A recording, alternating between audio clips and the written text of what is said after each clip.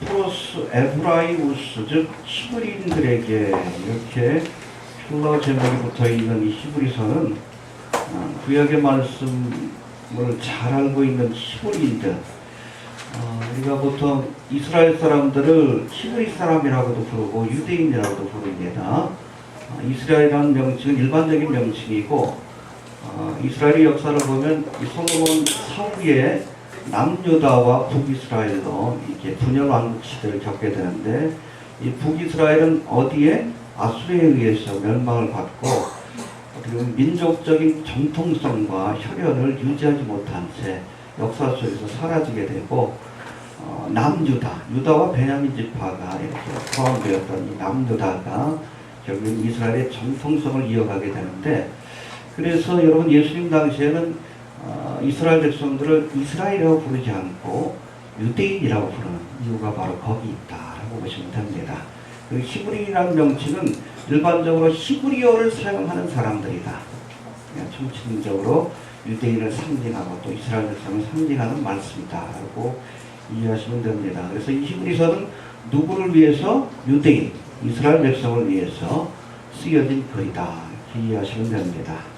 이미 구약의 말씀을 잘 알고 있는 히브리인들, 유대인들에게 예수님이 바로 구약에서 예언한 메시아요, 또 구약의 모든 사역들이 바로 예수님의 사역, 특별히 십자가의 대속의 사역을 예표하고 있다는 것을 논증하기 위해서 쓰여진 글이다. 이렇게 이해하시면 됩니다.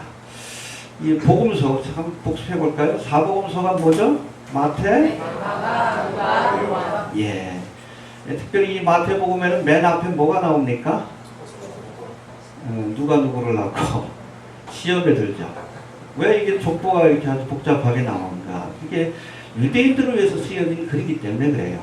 뭘 보여주는 족보예요? 예수님이 다윗의 후손이다, 메시아라는 것을 족보를 통해서 먼저 논증한 겁니다. 그래서 이 마태복음은 특별히 사복음서 가운데서도 유대인들을 위해서 쓰여진 글이다, 히브리인들을 위해서 쓰여진 글이다, 그렇게 이해하시면 되고, 여러 서신들이 나옵니다. 로마서로부터 이렇게 쭉 야고보서, 유다서까지 쭉 나오는데, 이 여러 서신들 가운데 이 히브리서는 그 서신들 가운데 누구를 위해서? 유대인들을 위해서, 히브리인들을 위해서 쓰여진 글이다. 알겠습니까? 복음서로서는 마태복음이, 그리고 여러 서신들 가운데는 특별히 히브리서가 유대인들을 위해서 쓰여진 글이다. 그렇게 이해하시면 될 것 같습니다. 그러니까 구약의 말씀을 가지고 논증하는 것들이 많이 있어요. 마태복음에도 보면 구약의 말씀, 선지자의 예언을 예수님께서 성취하셨다는 것을 계속 강조합니다. 그리고 오늘 본문 읽어본 이 히브리서에서도 예수님께서 바로 이 구약에서 예표한 메시아요, 대속의 사역을 완성하셨다는 것을 우리에게 보여주고 있어요. 이해가 되시죠? 예. 복음서 가운데 하나인 마태복음이 예수님이 구약 성경에서 예언한 메시아라는 사실을 증거하는데 초점을 맞추고 있다는, 그렇죠? 구약에서 예언한 메시아가 바로 예수라는 사실을 보여주고 논증하는 그런 목적을 가지고 쓰여진 것이 마태복음입니다. 히브리서는 예수님과 예수님이 행하신 그 사역의 탁월성을 논증하기 위해서 그렇게 쓰여진 글로 신학적인 그런 글이라고 이해하시면 됩니다. 오늘 읽은 본문 1장 1절부터 3절까지는 예수님이 구약에 나오는 모든 선지자들보다 탁월하신 분이다. 할렐루야. 알겠습니까? 선지자의 역할이 뭐예요? 하나님의 말씀을 전하는 거예요. 근데 예수님은 말씀 그 자체예요. 그래서 탁월할 수밖에 없습니다. 이따 또 살펴볼 겁니다. 그리고 1장 4절부터 2장 14절까지는 예수님이 천사들보다 뛰어난 분이다 라는 것을 논증하고 있어요. 왜냐하면 그 당시 유대인들은, 히브리 사람들은 하나님과 사람 사이의 중보자를 누구로? 천사를 여겼기 때문에 아니다, 천사는 피조물에 불과하다, 예수님은 창조주로서 온전한 중보자가 되신다라는 것을 논증하고 있고, 또 3장 1절부터 4장 13절까지는 구약의 대표적인 인물이 누굽니까? 모세, 그렇죠? 이 모세보다도 예수님이 훨씬 더 뛰어나고 탁월한 분이라는 사실을 논증하고 있는 글들이 쓰여져 있습니다. 그리고 4장 14절부터 10장 18절까지 어떻게 보면 이 히브리서의 한 3분의 2 정도가 바로 새 언약의 중보자로서 예수님이 행하신 사역 가운데 가장 중요한 게 뭐예요?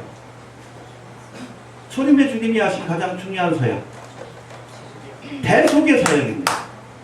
알겠습니까? 예수님이 왜 2000년 전에 오셨어요? 십자가를 지기 위해서. 운명하실 때 뭐라고 하십니까? 테텔레스타이. 그렇죠? 그거 하시려고 오신 거예요. 대속의 사역. 그래서 예수님이 바로 구약에 나타나는 모든 제사의 제도가 바로 예수님을 상징하고 있고, 거기 나오는 제물들이 바로 예수님을 상징하고 있고, 할렐루야. 그리고 특별히 하나님과 인간들 사이의 중보의 사명, 속죄의 사역을 감당했던 제사장, 대제사장, 바로 예수님이 멜기세덱의 반차를 좇은 대제사장이 되신다는 것을 논증하고 있어요. 알겠습니까? 장사꾼들 또 왔네. 아무튼 그렇게 논증하고 있습니다. 그리고 10장 19절부터 13장 25절까지는 이렇듯 구약에서 약속되고 예표된 그런 하나님의 사역을 완성하기 위해 오신 예수 그리스도를 믿는 성도들이 장차 얻게 될 믿음과 소망과 사랑의 능력에 대해서, 할렐루야. 알겠습니까? 우리가 예수 그리스도로 말미암아 얻게 되는 믿음의 결과와 능력, 또 우리가 예수 그리스도로 말미암아 얻게 되는 구체적인 소망이 무엇이고, 또 예수 그리스도로 말미암아 얻게 되는 사랑의 능력이 무엇인가를 이렇게 설명해 주는 말씀입니다. 그렇게 해서 끝납니다. 알겠습니까? 그래서 우리가 히브리서 그러면 기독론이에요. 기독론. 예수 그리스도가 누구인가를 우리에게 보여주고 있습니다. 그래서 우리 히브리서의 요절을 히브리서 12장 2절이라고 했는데, 거기 보면 그런 말씀이 있어요. 믿음의 주요 예수를 바라보자. 해봅시다. 믿음의 주요 온전케 하시는 이 예수를 바라보자. 그래야 구원을 얻는 거예요. 예수를 바라보시길 바랍니다. 누군지 알아야지 바라볼 것 아니에요.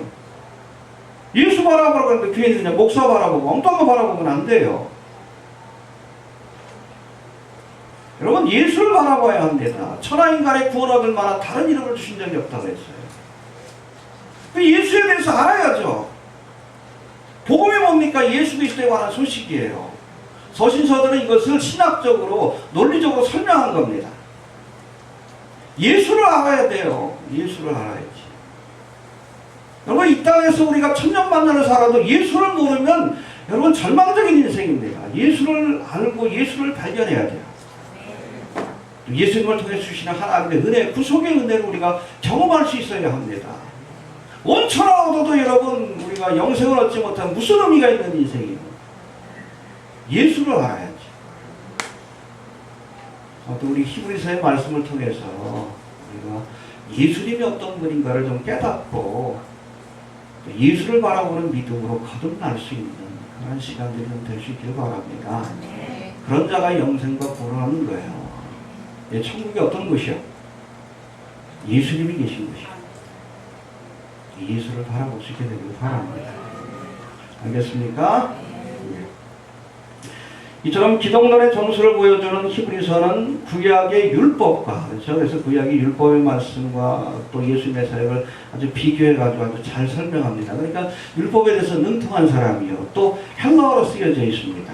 그러니까 율법과 헬라어에 능통한 초대교회 사역자 가운데 하나가 교회의 일원이 된 유대인들, 디아스포라 유대인들에게 그렇게 쓴 편지로, 어떤 지역에 보낸 편지가 아니에요. 모든 유대인들이 볼 수 있도록, 열람에서 볼 수 있도록 쓰여진 그런 편지로 알려지고 있는데, 일반적으로 그러면 딱 생각나는 사람이 누구요?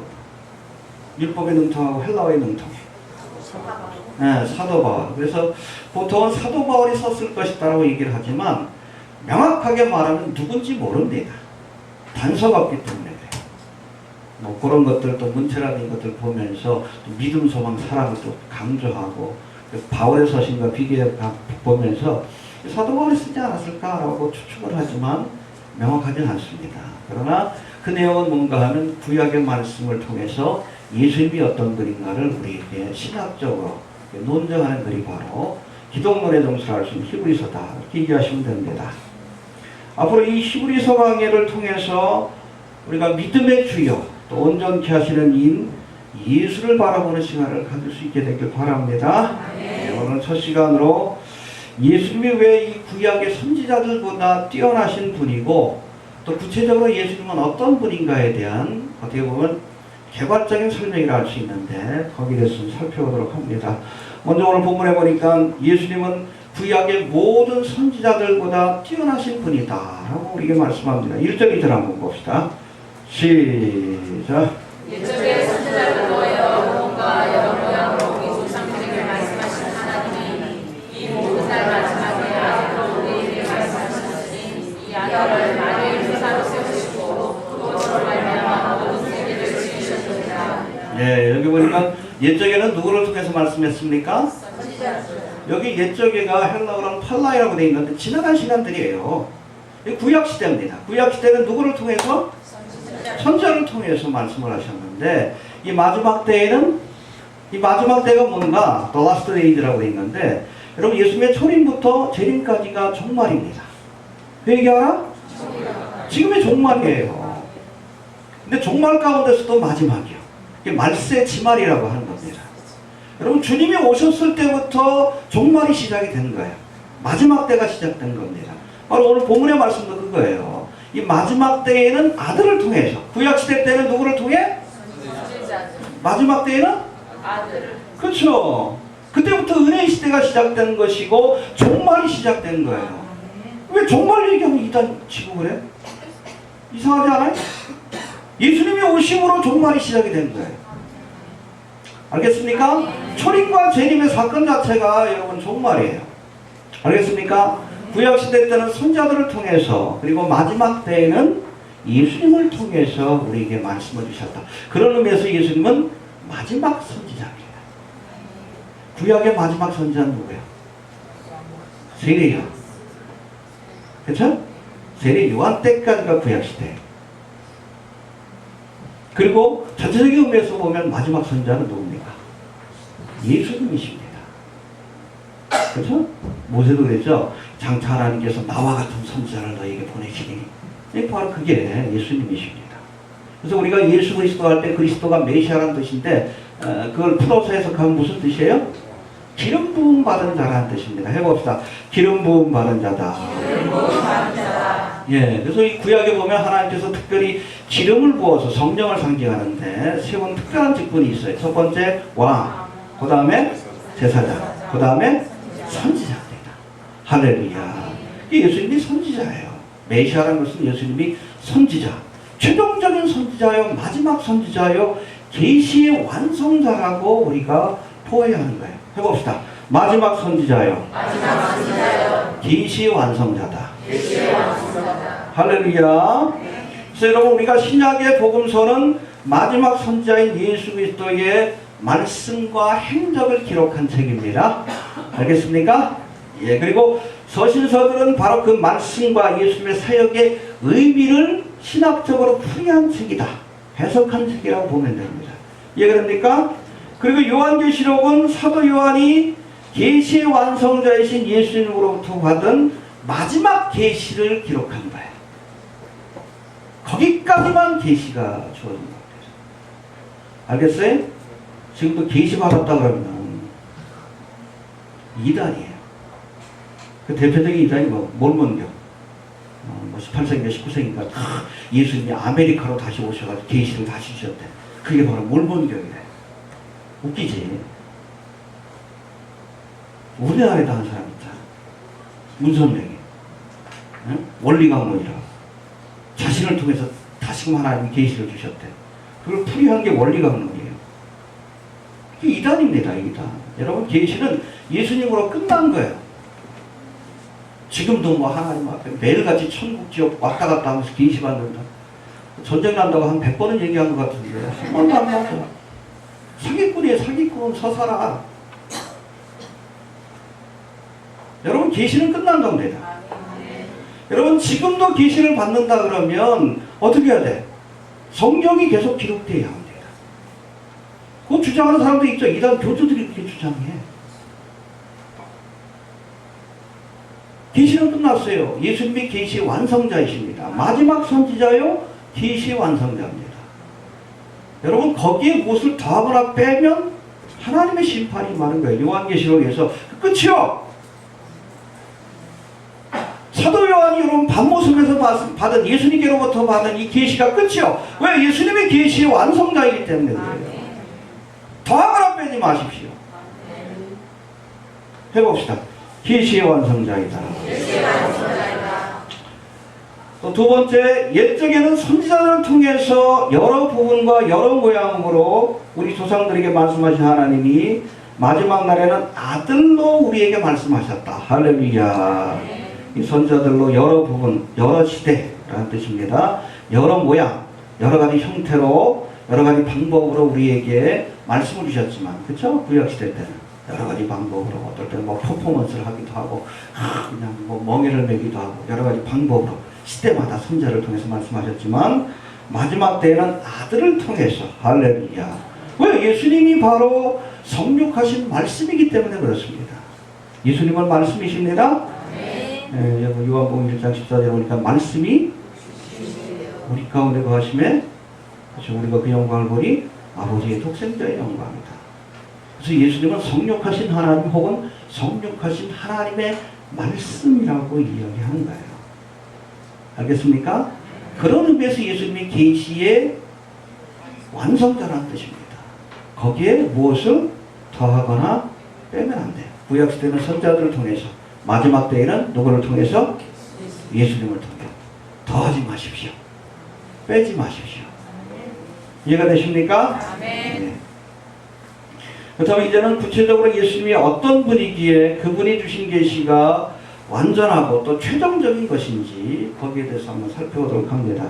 2절부터 쭉 나오는데 예수님에 대한 소개입니다. 2절 한번 다시 봅시다. 시작. 이 모든 날 마지막에 아들로 우리에게 말씀하셨으니 이 아들을 만유의 후사로 세우시고 또 저로 말미암아 모든 세계를 지으셨느니라. 네, 여기 한 7가지로 소개하는데 첫 번째 보니까 만유의 후사. 해봅시다. 만유의 후사. 만유의 후사. 후사라는 것은 상속자라는 뜻입니다. 하나님이 지으신 모든 세상을 누가?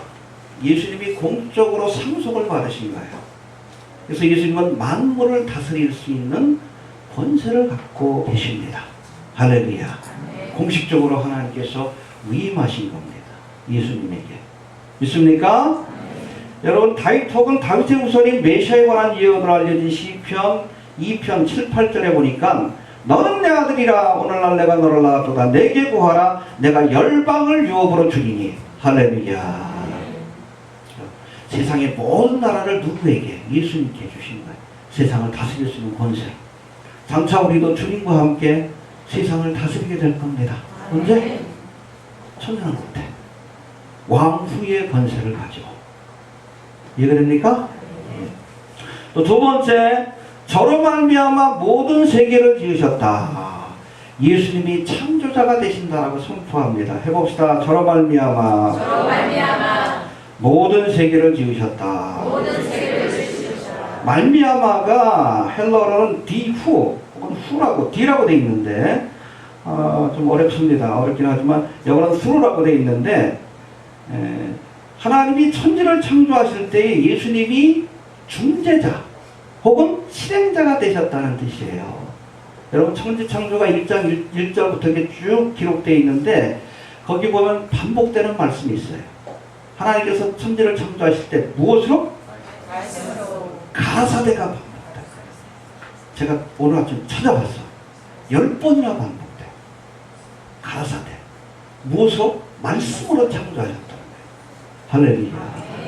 그게 바로 예수님께서 천지 창조에 함께 하시고 중재자가 되고 이행자가 되었다는 그런 말씀의 의미입니다. 해봅시다. 가라사대 빛이 있으라 하며 그대로 되니라. 그게 계속 반복이 돼. 해봅시다. 가라사대 그대로 되니라. 말씀에는 창조의 능력이 있어요. 하나님이 말씀하시면 그대로 됩니다. 그 말씀이 무서운 거예요. 죽으리라고 하면 죽어요. 살 것이다 라고 하면 삽니다. 여러분 공생기간 동안 예수님이 선포하시잖아요. 살리라 살잖아. 나사로야 나라. 나흘 만에 삐쩍삐쩍 여러분 세마포를 몸에 두르고 나오잖아요. 말씀에 창조의 능력이 있기 때문에 그렇습니다. 우주 만물을 하나님께서 무엇으로 창조했는가? 말씀으로. 근데 예수님은 성육하신 말씀이에요. 예수님을 통해서 세상을 창조하셨음을 우리가 기억할 필요가 있어요. 그래서 예수님을 창조자라고 얘기를 하는 겁니다. 알겠습니까? 네. 해봅시다. 예수님이 세상을 지으셨다.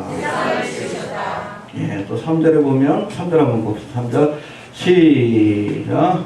이는 하나님의 영광의 광채시요 그 본체의 형상이시라. 그의 능력의 말씀으로 만물을 이끄시며 죄를 정결하게 일을 하시고 높으신 계신 주님의 우편에 앉으셨느니라. 예, 해봅시다. 하나님의 영광의 광채시요. 영광의 광채시요. 하나님의 영광을 드러내는 빛이시다라는 뜻인데, 영광에 해당되는 헬라어가 독세스라고 되어 있는데, 이것은 구약 성경에서 하나님의 임재를 나타내는 단어입니다.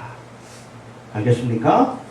이 출애굽기 24장에 보니까 모세가 이 십계명을 받기 위해서 호렙산으로 올라갔을 때에 여호와의 영광이 임재했다. 하나님이 임재하셨다. 여호와의 영광이 임재했다. 그런 말씀이 나와요. 또 제사를 드리는 회막에도 이 하나님의 영광이 나타났다는 말씀이 레위기에 그렇게 기록되어 있습니다.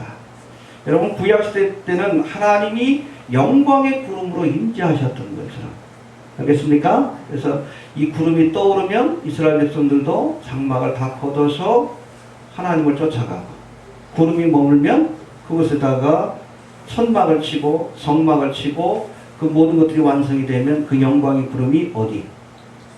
법궤 위에, 속죄소 위에 좌정하시는 겁니다. 은혜의 보좌예요, 이게.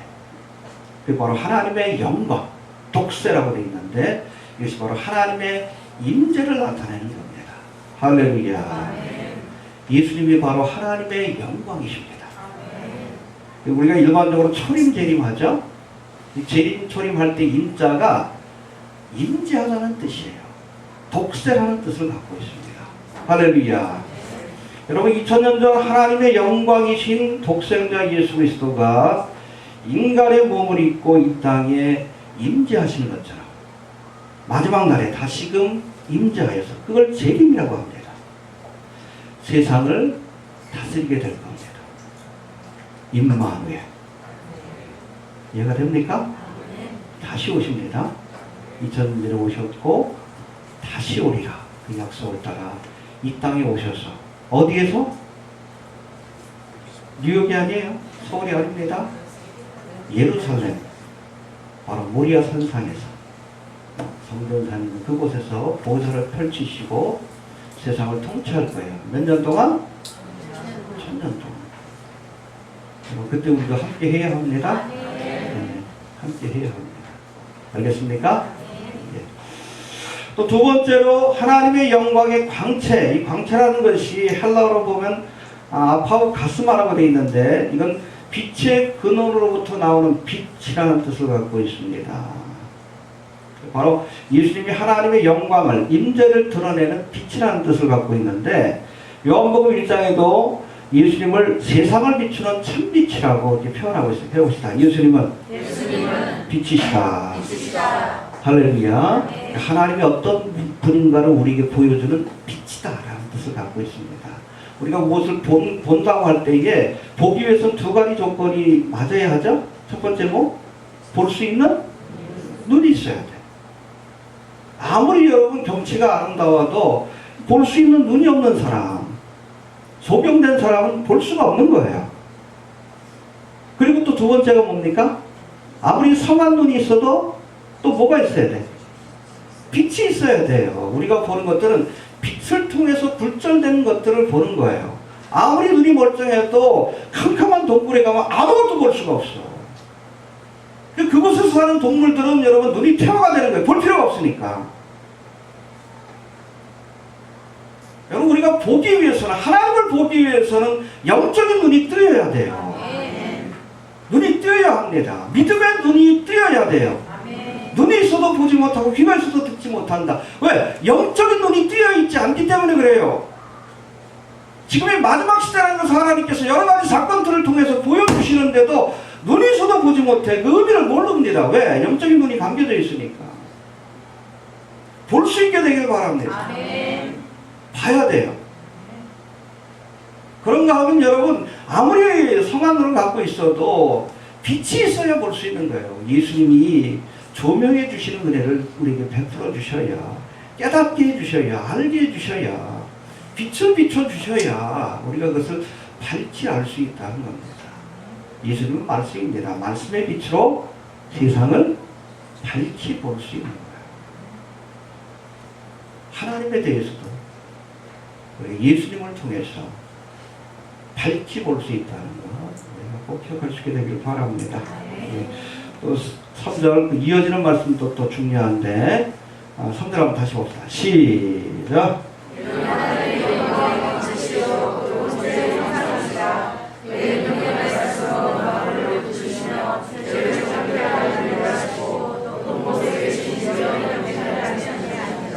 예, 여기 보니까 하나님의 영광의 광채여 그 본체의 형상이라. 이게 세트로 이렇게 우리가 이해를 해야 합니다. 해봅시다. 본체의 형상이라. 왜 예수님을 통해서 우리가 하나님을 볼 수 있는가? 바로 그분이 본체의, 하나님의 본질입니다. 퍼슨이라고 되어 있어요. 하나님이 어떤 분인가? 그 본질적인 것들을 보여주는 형상, 이미지라고 되어 있습니다. 하나님의 형상, 이미지 오브 갓. 어디 나와요?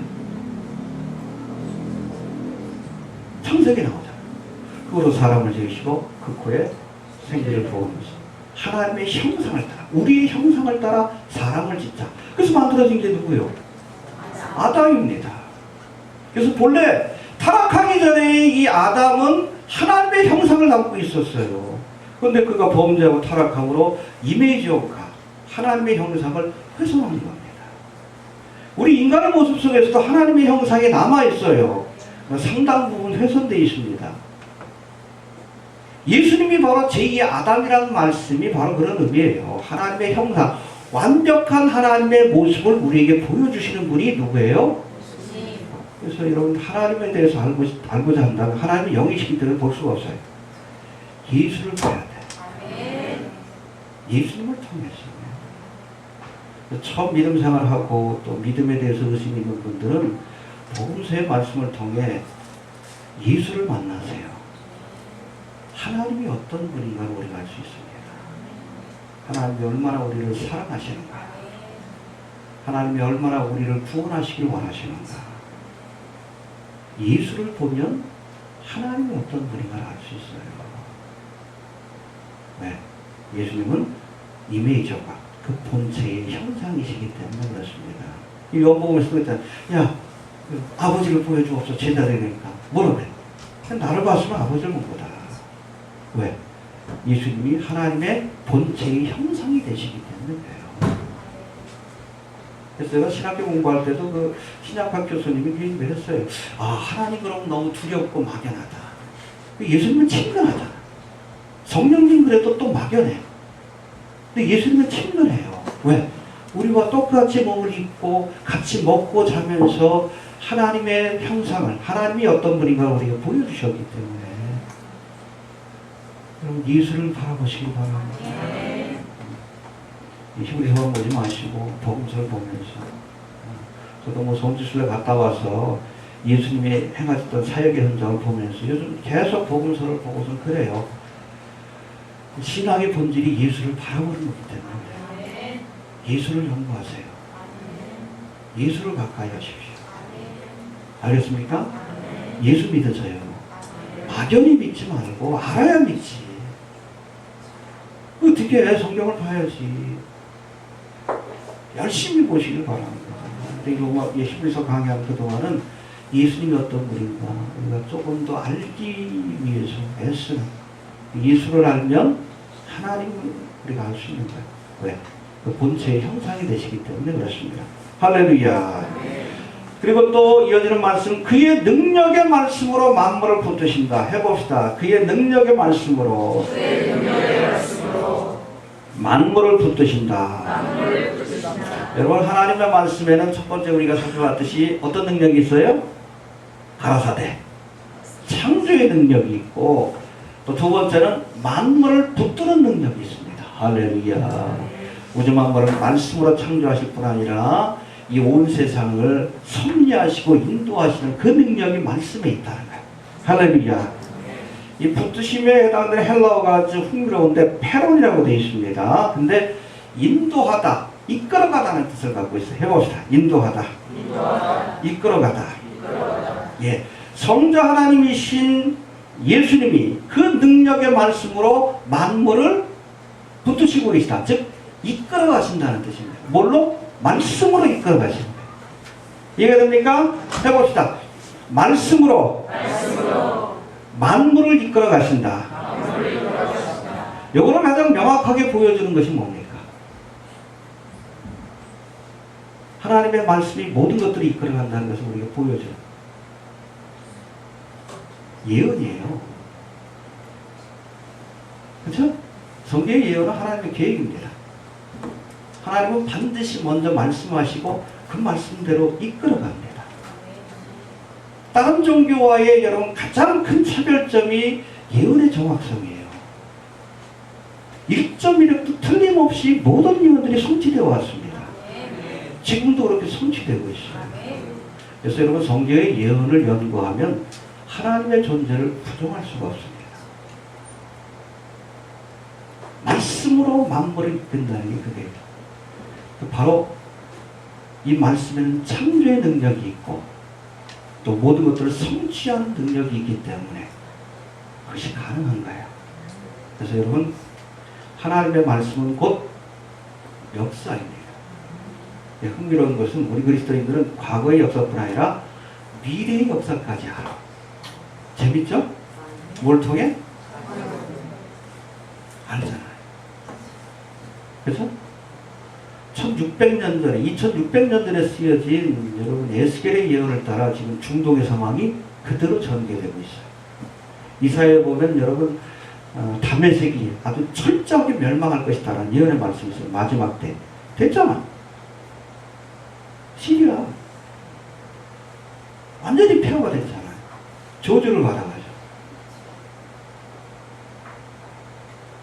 과거의 사건뿐 아니라 우리가 미래의 사건들을 알 수 있습니다. 왜? 하나님이 말씀으로 만물을 이끌어 가시기 때문에 그래요. 또 예언하신 말씀은 반드시 이루기 때문에 그렇습니다. 성경의 예언을 연구하십시오. 혹시 내게 하나님의 존재에 대한 혹시 의구심이 든다면 저도 그랬어요. 대학교 1학년 때 하나님이 어떤 분인가. 근데 구약에 예수님에 관한 예언들이 성취되는 그것들을 이렇게 좀 비교해 본 게 있더라고. 그거 보면서 제가 무릎을 꿇었습니다. 아, 하나님은 살아계시구나. 여러분, 종말에 관한 성경의 예언들이 지금 눈앞에 펼쳐지고 있는 것. 조금이라도 관심을 갖고 보시면 하나님이 역사의 주관자가 되시고 말씀으로 만물을 이끌어 가신다는 것을 고백하지 않을 수가 없고 하나님의 존재를 인정할 수밖에 없어요. 박진영이 그래서 꼭 꼬꾸라진 거 아니에요. 간증 보면 그 내용이 나와요. 신이란 어떤 존재인가 정말로 만물을 움직이고 뭐 역사적인 그런 것들을 하는 그런 증거를 보여줘야 되는데 그래서 여러 종교들의 여러 신들에 대해서 살펴봤대. 요 하나님 외에는 예언하신 말씀을 그대로 성취하는 분이 없었다라고 하는 겁니다. 만물을 붙들고 계십니다. 예. 지금도 주님께서는 하나님 주신 말씀을 따라 이 세상을 이끌어 가신다는 것을 우리가 꼭 기억하시게 되길 바랍니다. 그래서 성경을 보면 미래를 알 수 있습니다. 알겠습니까? 엉뚱한 예언 들으면 안 돼요. 성경을 보면 다 나와 있어요. 네. 그리고 3절 마지막 우리 한번 봅시다. 3절 다시 한번 시작. 하나님의 영광에 넘치시고 본주의 영광이시다. 우리의 능력의 말씀으로 만물을 부르시며 죄를 죽게 하시고 높은 곳에 계신 영을 하셨습니다. 예, 여기 보니까 해봅시다. 죄를 정결케 하시는 일을 하시고 대속의 사역이죠. 여기에 대해서는 4장 14절부터 10장 28절까지 아주 긴 장을 할애해서 예수님의 대속의 사역에 대해서 설명해요. 왜? 초림의 주님이 하신 가장 중요한 일이 뭐예요? 속죄의 사역이에요. 오늘 우리가 찬송도 했지만 예수의 보혈 외에는 우리가 죄 사함을 받을 방법이 없습니다. 구약에는 뭘 가지고? 양과 소의 피를 가지고. 십자가에서 대속의 사역을 다 이뤘다. 테텔레스다이 한 거예요. 그 의미를 알아야 합니다. 우리는 죄인이기 때문에 하나님 앞에 직접 나갈 수가 없어요. 반드시 제단을 통해서 피를 가지고 하나님 앞에 나아가요. 죄인이기 때문에. 예수님이 바로 십자가에서 이 대속의 사역을 완성하셨다. 거기에 대해서 우리가 중간에 아주 상세하게 구약의 말씀들을 가지고 여기 성막에 대한 것들도 나오는데 혹시 시간 되면 성막에 관한 그 강의는 제가 했으니까 좀 살펴보시면 예수님의 대속의 사역이 어떤 의미를 지니고 있는지 어떻게 구약에서 예표되고 있는지 공부할 수 있는 시간이 될 겁니다. 할렐루야. 여튼 죄를 정결케 하는 일을 하시고 그리고 나서 영어로는 F라고 되어 있어요. 그리고 나서 하나님 보좌 우편에 앉으셨느니라. 할렐루야. 그렇죠? 어찌 보면 십자가를 지기까지 자신을 낮추셨기 때문에 하나님이 저를 높여서 하나님 보좌 우편에 앉으신 겁니다. 할렐루야. 빌립보서 2장이 바로 그 말씀이에요. 너희 안에 이 마음을 품으라. 곧 그리스도 예수의 마음이니 그는 근본 하나님의 본체시나 하나님과 동등됨을 취할 것으로 여기지 아니하시고 오히려 자기를 비워 종의 형체를 가지사 사람들과 같이 되셨고. 할렐루야. 예수님의 낮추심입니다. 이게 중요해요. 사람의 모양으로 나타나서 낮추셨죠? 자기를 낮추시고 죽기까지 복종하셨으니 곧 십자가의 죽음이라.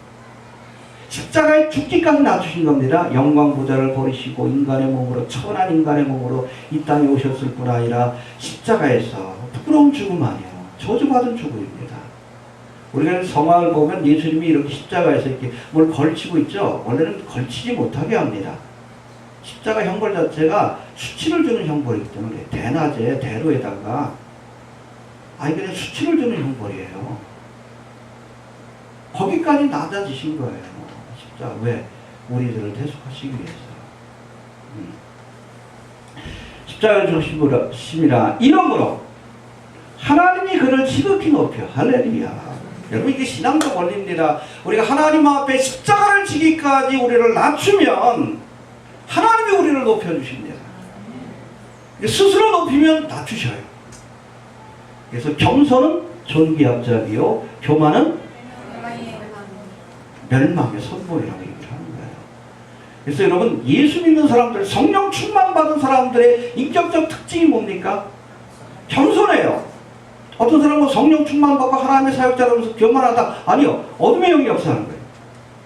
악한 영이 역사하면 교만해집니다. 그 대표적인 것이 바로 적그리스도 아니에요. 내가 하나님과 비기리라. 사탄의 영을 받으면 여러분 교만해져요. 교주가 됩니다. 예수의 영을 받으면 겸손해져요. 그리고 그렇게 십자가를 지기까지 낮추는 자를 하나님께서 높여서 하늘 보좌 우편에 앉혀주신다고 이렇게 말씀하고 있는 거예요. 할렐루야. 이러므로 하나님이 그를 지극히 높여 모든 이름 위에 뛰어난 이름을 주사 하늘에 있는 자들과 땅에 있는 자들과 땅 아래 있는 자들로 모든 무릎을 예수의 이름에 꿇게 하시고 모든 입으로 예수 그리스도를 출하시인하여 하나님 아버지께 영광을 돌리게 하셨느니라. 우리도 예수님처럼 십자가를 지기까지 우리를 낮추면 하나님께서 높여주십니다. 교만해져가지고 스스로를 높이면 마귀처럼 낮아지게 돼요. 그럴 수 있게 되길 바랍니다. 주님이 행하신 사역과 또 하나님께서 높여주신 사건입니다. 정리합니다. 우리 1절부터 3절까지 다시 한번 봅시다. 시작.